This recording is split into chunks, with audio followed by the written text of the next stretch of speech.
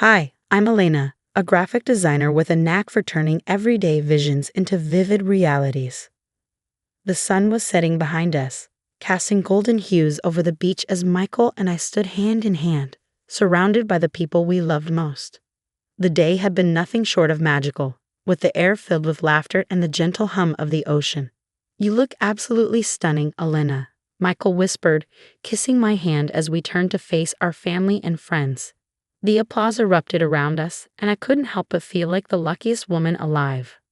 As the evening progressed, the reception was in full swing, with guests dancing and the clink of glasses punctuating the lively music.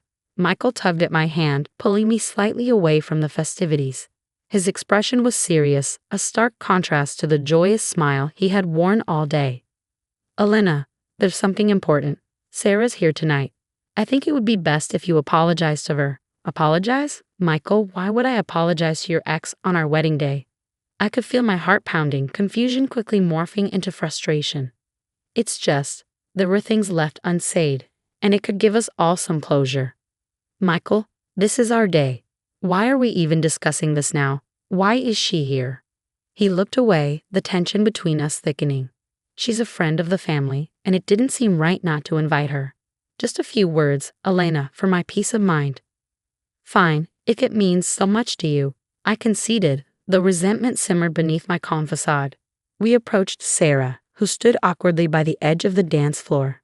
"Sarah, Michael thinks it would be good if I said I'm sorry if there were any hard feelings from before," I said, each word heavier than the last. "Thank you, Elena. I wish you both the best," Sarah replied, her voice steady, though she avoided meeting my eyes. As we walked away, Michael squeezed my hand, thanking me, but the seed of doubt had already been planted. The rest of the evening, I found myself watching him, noticing how his eyes followed Sarah through the crowd. Later, when the music had slowed and the night was drawing to a close, I pulled Michael aside. "We need to talk about what happened earlier. Why did it matter so much for you to have me apologize to her today?" "Elena, it was just about making peace. Let's not ruin our night over this." "Making peace? On our wedding day? It felt more like you were still holding on to something from the past." "Elena, you're reading too much into this. Let's just enjoy our night, okay?" His dismissal stung, and as I watched him walk away to mingle with guests, a chilling realization dawned on me. This was not just about making peace, it was a sign of unresolved issues that Michael hadn't been honest about. As the final guests said their goodbyes and the night air cooled, my mind raced with doubts about the man I had just married. What was supposed to be the beginning of our happily ever after felt more like stepping into a carefully masked trap. I knew then that this was just the beginning, and I needed to find out the truth about Michael's feelings for Sarah, even if it meant unsettling the foundation of our new marriage. The following day, still grappling with the confusion of last night's events, I met up with a few friends over coffee, hoping they could shed some light on Michael's strange behavior.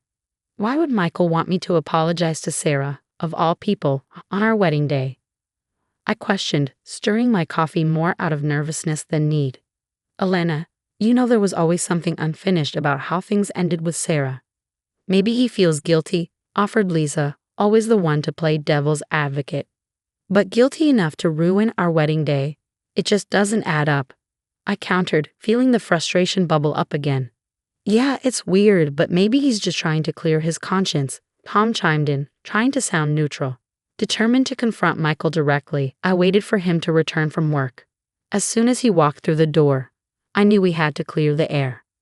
"Michael, we need to talk about yesterday. Why did you insist I apologize to Sarah in front of everyone?" "Elena, I thought we agreed to move past this.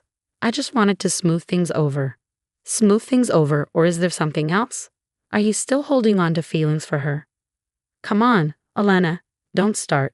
You're making a mountain out of a molehill. It's not just a small issue, Michael. You embarrassed me on what should have been the happiest day of our lives." "Elena, I apologized, didn't I? Let's just let it go." "No, I can't just let it go. There's something more here, and I need the truth." Our conversation was cut short when the phone rang. Michael answered, his face tensing as he listened. Watching him, I could tell it was Sarah on the line. He was careful with his words, casting quick glances my way. "Elena, that was Sarah. She's going through a tough time and reached out for some advice. On our honeymoon, the coincidence is too much to bear." Elena, you know I've always been someone people find easy to talk to. But why must it be you? Can't she find someone else to confide in? Why are you so insecure about this? You're acting crazy. Crazy, am I?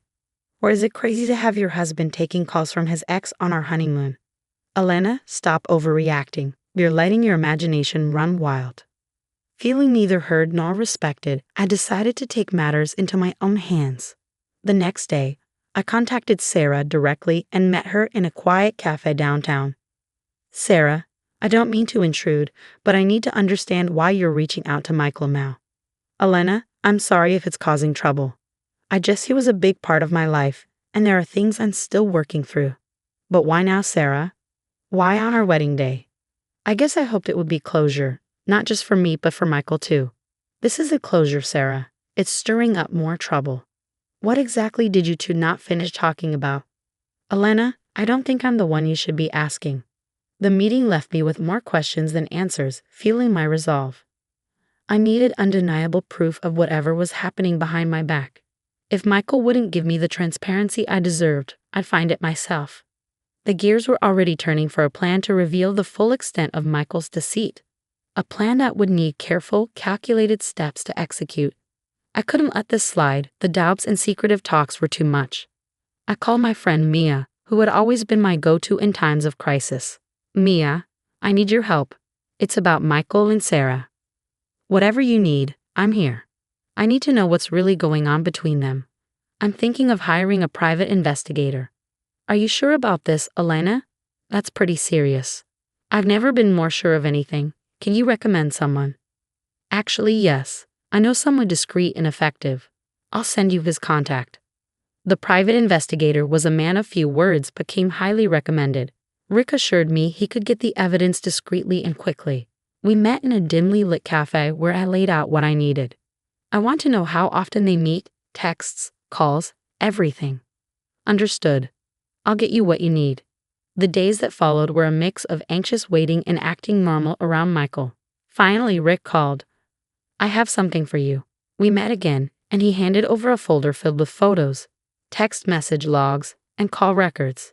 The evidence was damning: secret meetings, daily texts, and more.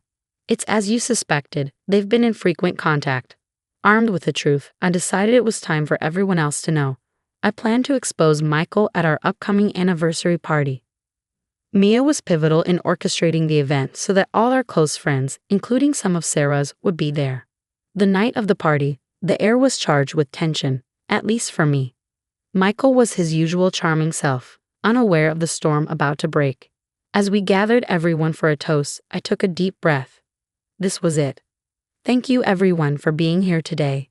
There's something important I need to share. I turned to Michael, holding up the photos. Can you explain these, Michael? Why have you been meeting Sarah secretly? The room fell silent. Michael's face went pale. Elena, what are you doing? This isn't the place. No, Michael, this is exactly the place. Everyone should know the kind of man you are. Elena, please. Let's talk about this privately. There's nothing left to discuss behind closed doors. You betrayed our marriage. The crowd murmured, the shock evident on their faces. Michael tried to grab the photos, but I pulled the photos back. Everyone, I said, my voice steady despite the tremor of emotion.